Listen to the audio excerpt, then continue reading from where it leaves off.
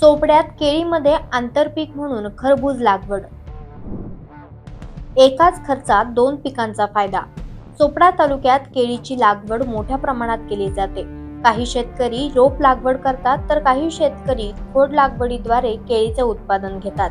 केळी लागवडीनंतर काढणीपर्यंतचा कालावधी साधारणतः वर्षभराचा असल्यानं या काळात खत, फवारणी आणि मशागत करत शेतकऱ्यांना उत्पन्नासाठी प्रतीक्षा करावी लागते. मात्र चोपडा तालुक्यातील माचला गावातील एका युवा शेतकऱ्यानं केळीमध्ये आंतरपीक म्हणून खरबूज लागवडीचा यशस्वी प्रयोग केला आहे. या शेतकऱ्यानं शेतात बेड तयार करून केळीची खोड लागवड केली. खोड लागवडीनंतर अवघ्या 15 ते 20 दिवसातच मल्चिंग पेपर टाकून खरबूजची लागवडही करण्यात आली. सध्या शेतात केळी आणि खरबूज ही दोन्ही पिकं जोमानं वाढताना दिसत आहेत. खरबूजाची काढणी ही जानेवारीच्या शेवटच्या आठवड्यात किंवा फेब्रुवारीच्या पहिल्या आठवड्यात सुरू होण्याची शक्यता आहे. केळी पिकासाठी जो खर्च केला जातो त्याच खर्चात खरबूज पिकाची लागवड आणि निगा राखली जात आहे. खरबूज काढणीच्या वेळी बाजारभाव चांगला मिळाल्यास केळीचे वर्षभराचे खर्च आधीच भरून निघण्यास मदत होईल. त्यामुळे शेतकऱ्याला आर्थिक दिलासा मिळतो. एका पिकावर अवलंबून न राहता आंतरपीक पद्धतीनं विविध प्रयोग केल्यास एका पिकाला भाव कमी मिळाल्यास दुसऱ्या पिकातून त्याची भरपाई होऊ शकते, असे मत युवा शेतकरी चंद्रशेखर पाटील यांनी व्यक्त केलंय. आपण काय केलं, आधी सुरुवातीला केळीच्या खोडांची लागवड करून घेतली. सरी पाडली, बेड पाडले, बेडवरती लॅटरल टाकली. लॅटरल टाकल्यानंतर खोडांची लागवड केली. खोडांची लागवड केल्यानंतर 15 ते 20 दिवसामध्ये आपण त्याच्यावरती मल्चिंग पेपर अंथरून घेतला.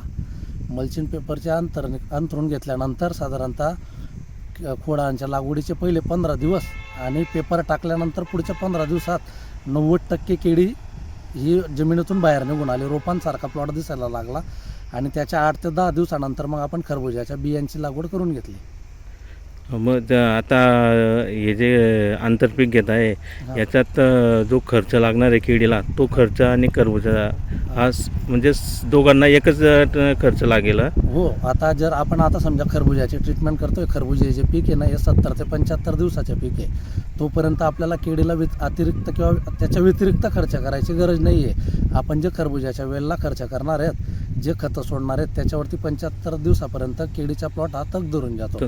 त्याच्यामुळे केळीला खर्च लागत नाही आणि आंतरपीक आपल्याला नफा देऊन जातं. आता हे खरबूज किती दिवसानंतर निघेल, म्हणजे जानेवारी एंडिंगपर्यंत? हो, आता हा प्लॉट लागवडीला जवळपास 40 दिवस झालेले आहेत आणि साधारणतः यावर्षी थंडी जास्त असल्यामुळे 10 ते 15 दिवस ही पीक जास्त घेणार आहे. अजून म्हणजे जानेवारी एंडिंग किंवा फेब्रुवारीच्या पहिल्या आठवड्यामध्ये याची हार्वेस्टिंग होणार आहे.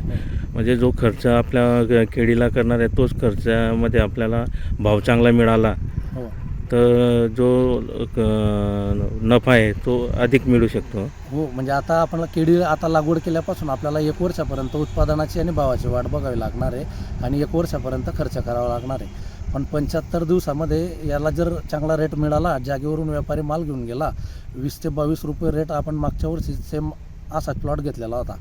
जागेवर मिळाल्यानंतर आपल्याला 70-75 दिवसामध्ये नफा मिळून गेला होता. तर आता हे जे आंतरपीक येतात ते शेतकरी एकच पिकावर अवलंबून असतात. आपण आंतरपीक घेत आहे, तर जे शेतकरी आहे त्यांना काय आव्हान करू इच्छिता? माझे म्हणणं एकच आहे की आता शेवटी निसर्ग आणि त्याच्या व्यतिरिक्त सगळ्यात महत्त्वाचे म्हणजे व्यापार रेटमध्ये केळीमध्ये इतके चढ उतारून गेलेले आहेत की एका प्लॉटची जर हार्वेस्टिंग आली तर एका हार्वेस्टिंगमध्ये 3 रेट शेतकऱ्याला मिळत आहेत. मग ते 1 वर्षापर्यंत आपण रेटची वाट बघण्यापेक्षा जर आपण आंतरपीक घेतलं तर 75 दिवसामध्ये पैसा पण मोकळून जातो आणि 1 वर्षापर्यंत तोच पैसा केळीला आपण खर्च करू शकतो.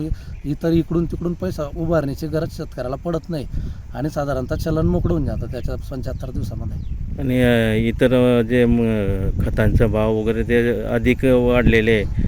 भावामुळे शेतकऱ्यांना जर त्यांच्या पिकाला भाव मिळाला नाही, एकच पीक घेतलं तर कुठंतरी आर्थिक संकटात सापडतो. जर आंतरपीक घेतलं तर तो संकटात सापडू शकत नाही. हा, आता रेट म्हणजे कुठं चालले गेले, 250 रुपयाची बॅग 1800 रुपयाला होऊन गेली. त्याच्यामुळे ते खतांचे भाव परवडतच नाही. आणि ह्या वेलवर्गीय पिकांना कसं आहे, एका एकरला 3 ते 4 किलोच खत आपल्याला समजा 4-5 दिवसात सोडायचे, त्याला खर्च पण कमी येतो आणि त्या खतांच्या संकटातून 70-80 दिवसात माणूस बाहेर निघून जातो. काय नाव दादा आपलं? माझे नाव चंद्रशेखर जगन्नाथ पाटील, राहणार माचला, तालुका चोपडा, जिल्हा जळगाव. ओके. लोकनायक न्यूज